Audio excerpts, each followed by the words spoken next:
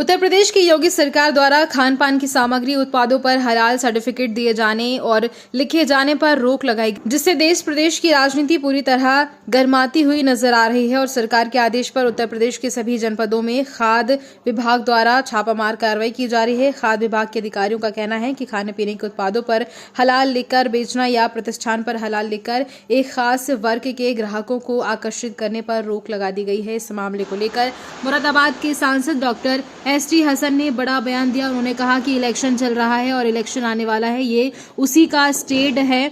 मुसलमान हलाल मीट और हलाल चीजों का ही इस्तेमाल कर सकता है। हम हलाल गोश्त खाते हैं जिस पर अल्लाह का नाम लिया जाता है, इससे किसी को कोई परेशानी नहीं है और कोई एतराज नहीं है। जबकि अल कबीर एक बहुत बड़ी कंपनी है जो हलाल सर्टिफिकेट लेकर मिडिल ईस्ट में हलाल मीट सप्लाई करती है। अगर मीट को प्रोडक्ट पर हलाल नहीं लिखा तो वह हमारे देश से एक्सपोर्ट नहीं किया जा सकता, क्योंकि कोई नहीं खरीदेगा। ये फैसिलिटी मिडिल ईस्ट के मुसलमानों को तो हमारी सरकार दे रही है, लेकिन हिंदुस्तान के मुसलमान को देने से परेशानी है।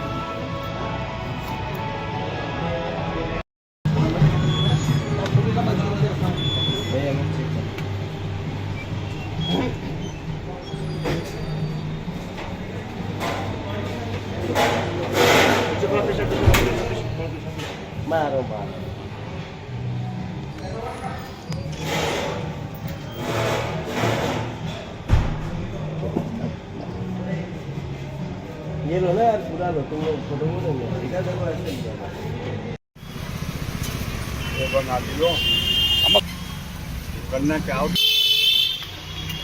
हमारा साहब।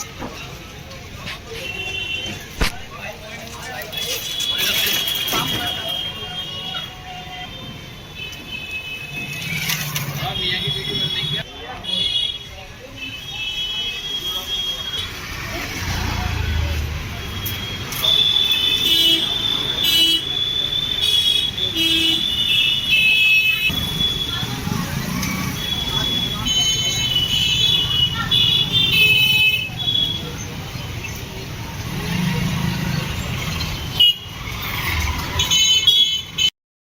चल रहा हलाल को लेकर के, जिसमें मुख्यमंत्री द्वारा आदेश दिए गए, कानून बनाया गया है कि उस पर पेड़ लगाया गया है, क्या कहना चाहते हैं? देखिए, इलेक्शन चल रहे हैं और इलेक्शन होने वाले हैं।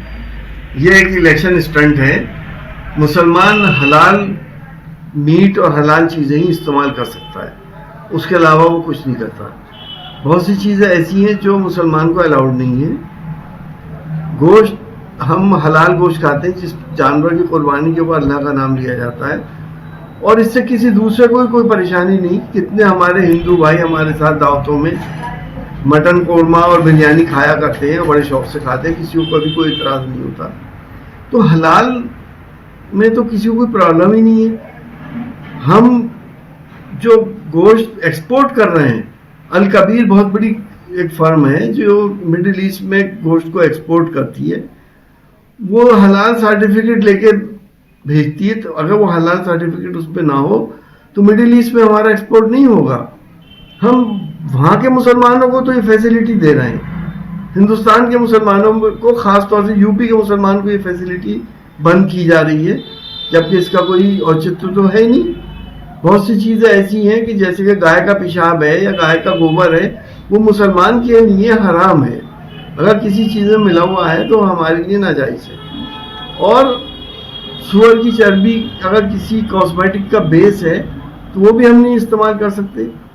तो अब ये हलाल हराम, एक ज़माने में आपने सुना होगा अंग्रेज़ों के ज़माने में कि कारतूस आ गए थे, मुसलमानों से कह दिया इसमें सूअर की चर्बी है, हिंदू भाइयों से कह दिया गाय की चर्बी है, दोनों ने उसको इस्तेमाल नहीं किया, आपस में प्रॉब्लम पैदा हो गई और वही डिवाइड करना एक दूसरे को और रूल करना। जिस तरह से खाली मीट का सवाल नहीं है, और चीज़ें ऑयल है और दालें हैं, इन सब चीज़ों मसाले हैं, इनके लिए भी उन्होंने पाबंदी लगाई। इस पर क्या है? नहीं, दालों मसालों पे तो कोई ऐसी पाबंदी नहीं है।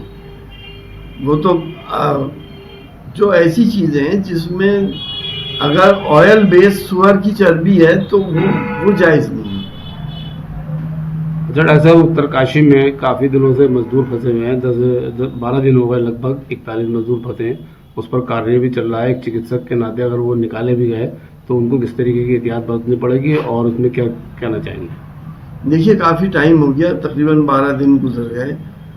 हम समझते हैं कि उनकी जो मेंटल स्टेट क्या होगी, घबराहट और परेशानी आदमी अपने को फील करता है कि मौत का सामना कर रहा है वो, लेकिन हमें अल्लाह से पूरी उम्मीद है कि वो बखैरियत और बिल्कुल सही सलामत हमारी सरकारें उनको निकाल लेंगी। सरकारें पूरी कोशिश कर रही हैं। हम उनको सपोर्ट तो करते ही करते हैं, लेकिन हम सब लोग दुआ भी करते हैं कि जल्द से जल्द ये मिशन कामयाब हो और वो लोग निकल के आएँ। अगर उनको कोई बीमारी, कोई आज़ादी और ख़ास तौर से उनको मेंटल प्रॉब्लम कोई हो रही है, साइकोलॉजिकल प्रॉब्लम कोई हो रही है, तो डॉक्टरों को वहाँ पे रहना चाहिए और उनको ट्रीट करना चाहिए।